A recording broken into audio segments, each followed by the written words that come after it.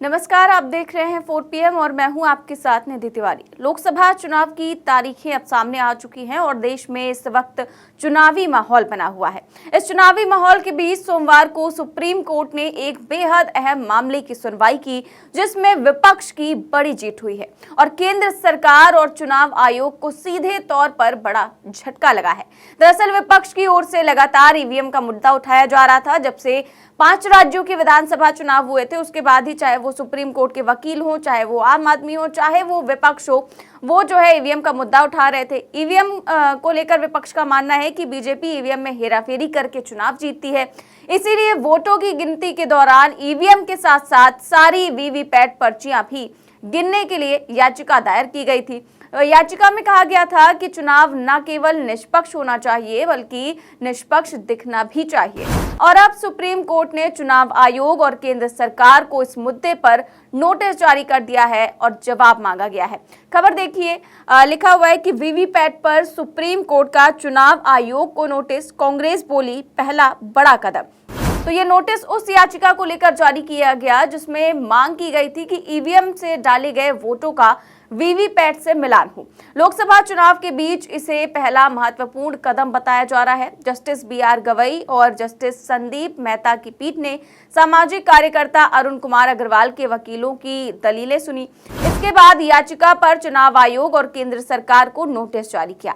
Court में अगली सुनवाई अब 17 मई को होगी। तो देखते हैं कि 17 मई को क्या कुछ होता है, लेकिन इस फैसले से, सुप्रीम कोर्ट के इस कदम से विपक्ष काफी गदगद है और इसे बड़ी जीत बताई जा रही है। जयराम रमेश ने ट्वीट करते हुए लिखा कि वीवीपैट के मुद्दे पर सुप्रीम कोर्ट ने आज चुनाव आयोग को नोटिस जारी किया है।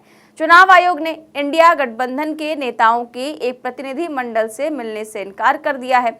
हमारी मांग थी कि ईवीएम में जनता का विश्वास बढ़ाने और चुनावी प्रक्रिया की पवित्रता सुनिश्चित करने के लिए वीवीपैट पर्चियों के 100% मिलान किए जाएं।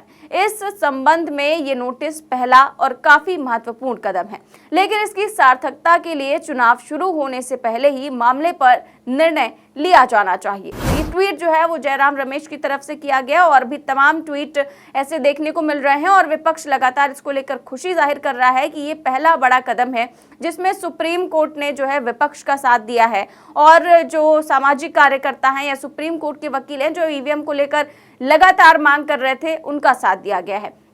आपको बता दें वीवीपैट के बारे में भी, क्योंकि इसका पूरा जो नाम है वो है वोटर वेरिफेबल पेपर ऑडिट ट्रेल, जो एक वेरिफेबल सिस्टम है। ये वोटर्स को ये देखने की परमिशन देता है कि उसका वोट उसी उम्मीदवार को गया है या फिर नहीं जिसे उसने वोट डाला है। वीवीपैट के माध्यम से ही कागज की पर्चियां निकलती हैं और याचिकाकर्ताओं का कहना था कि सरकार ने लगभग 24 लाख वीवीपैट खरीदने के लिए करीब 5,000 करोड़ रुपए खर्च किए हैं, जबकि मौजूदा स्थिति में अनुमानित 20,000 वीवीपैट की ही पर्चियों का वेरिफिकेशन हो पा रहा है। याचिका में कहा गया कि कई विशेषज्ञ इसको लेकर सवाल भी उठा चुके हैं और ईवीएम और वीवीपैट के मतों में बड़ी संख्या में गड़बड़ियों की सूचनाएं भी लगातार आती रही हैं, लेकिन सरकार ने कभी भी इस पर ध्यान नहीं दिया। और याचिका में सुप्रीम कोर्ट से मांग ये भी की गई है कि ईवीएम के वोट का मिलान वीवीपैट की पर्ची के साथ कराया जाए। आयोग को निर्देश दिया जाए कि वो मतदाताओं को वीवीपैट की अपनी पर्ची को मतदान के बाद एक अलग मतपेटी में डालने की अनुमति दे और आयोग वीवीपैट मशीन के शीशे को पारदर्शी रखे और मतदान करते समय उसकी बत्ती इतने समय तक जलती रहे कि मतदाता अपने मत की कागजी रिकॉर्डिंग को आराम से देख सके और उस पर्ची को फाड़कर अलग पेटी में डाला जा सके। यानी कि कभी भी अगर चुनाव में धांधली की आशंका होती है तो उसका मिलान किया जाए पर्चियों का ईवीएम के जो वोटों की गिनती हो उससे, तो इससे चुनाव में धांधली काफी हद तक कम की जा सकती है। क्योंकि आप जानते ही हैं कि ईवीएम को लेकर चाहे जितना भी बवाल खड़ा हो, चुनाव आयोग ने कभी भी जो है इसके खिलाफ जाकर कोई फैसला नहीं दिया। चुनाव आयोग अभी भी यही कहता नजर आया है कि चुनाव बिल्कुल निष्पक्ष होते हैं, ईवीएम बहुत ही सावधानी पूर्वक उससे चुनाव कराया जाता है, ईवीएम में कोई धांधली नहीं होती है, कोई गड़बड़ी नहीं है। इस बार भी जब चुनाव आयोग ने प्रेस कॉन्फ्रेंस की तो ईवीएम को लेकर यही बात कही कि आने वाला चुनाव भी ईवीएम से ही होगा। हालांकि विपक्ष जो है वो बैलेट पेपर के जरिए चुनाव की मांग कर रहा था। अब जब ये याचिका सुप्रीम कोर्ट ने खारिज कर दी, लेकिन जब अब ये जो याचिका उन्होंने स्वीकार की है और चुनाव आयोग और सरकार को जिस तरह का एक्शन लिया है, जिस तरह का नोटिस जारी किया है, उससे विपक्ष काफी ज्यादा खुश नजर आ रहा है। उसे पहला कदम इसीलिए देखा जा रहा है क्योंकि सरकार जो है वो ईवीएम को लेकर ही काफी ज्यादा आश्वस्त नजर आती है और लोगों का यही कहना है कि जो 400 पार का नारा दिया जा रहा है, क्या वो केवल और केवल ईवीएम के सहारे ही दिया जा रहा है? जिस तरह से ईवीएम को लेकर लगातार सवाल खड़े होते रहते हैं और मोदी सरकार जो है ईवीएम के जरिए ही काफी ज्यादा आश्वस्त नजर आती है। और अब जिस तरह की नोटिस जारी की गई है उसको लेकर वकील हैं नरेंद्र मिश्रा, जिनकी याचिका पर सुनवाई हुई, उन्होंने क्या कुछ कहा है, वीडियो देखिए। मैं आप जनता को यह बताना चाहता हूं कि बैलेट बॉक्स से जो पर्ची दिखती है वो वर्चुअली जो दिखती है वो फिजिकली आपको हमको मिले।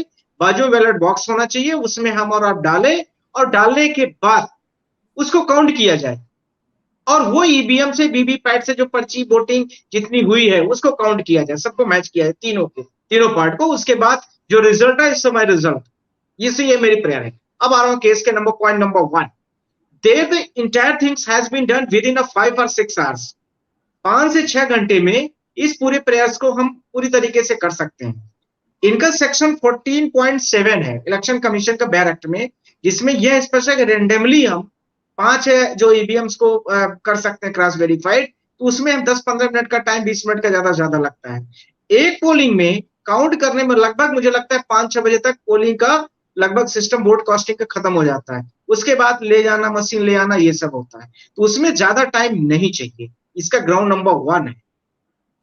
Point number 2 it's a very relevant point to in this case. There are 5,000 crore rupees 5,000 crore rupees to be used for the purchasing the 24 lakhs VVPAT machines. 5,000 crore रुपए जो 24 लाख ईवीएम मशीनें, ये वीवीपैट्स मशीनें खरीदी गई हैं, उनकी एक कॉस्ट आती है।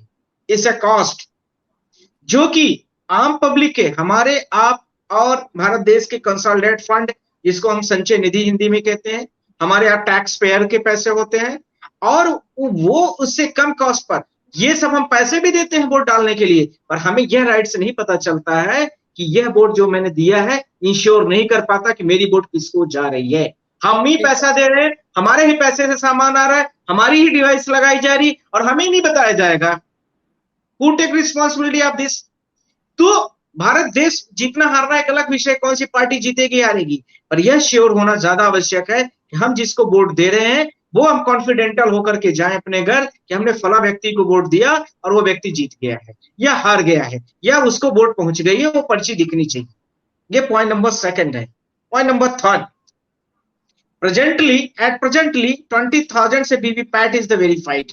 सिर्फ 20,000 के आसपास वीवीपैट जो है वो वेरीफाइड होते हैं, तो 100% क्यों नहीं हो सकते?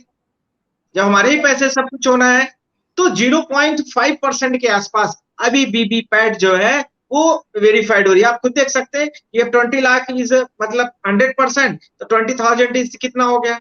तो लगभग मतलब मोटा मोटा आपके बात समझ में आ गई कि 1% के आसपास भी वीवीपैट की पर्चियां अभी भी वेरीफाइड नहीं होती हैं। 100% क्यों नहीं हो सकती? तो इस तरह से आपने देखा कि उन्होंने साफ तौर पर बता दिया कि वीवीपैट और ईवीएम से जो पर्चियों का मिलान है उसका मतलब क्या है। उम्मीद है आपको ये खबर पसंद आई होगी। कैसी लगे मैं कमेंट बॉक्स में जरूर बताएं। चैनल को सब्सक्राइब भी करें और ज्वाइन भी। नमस्कार।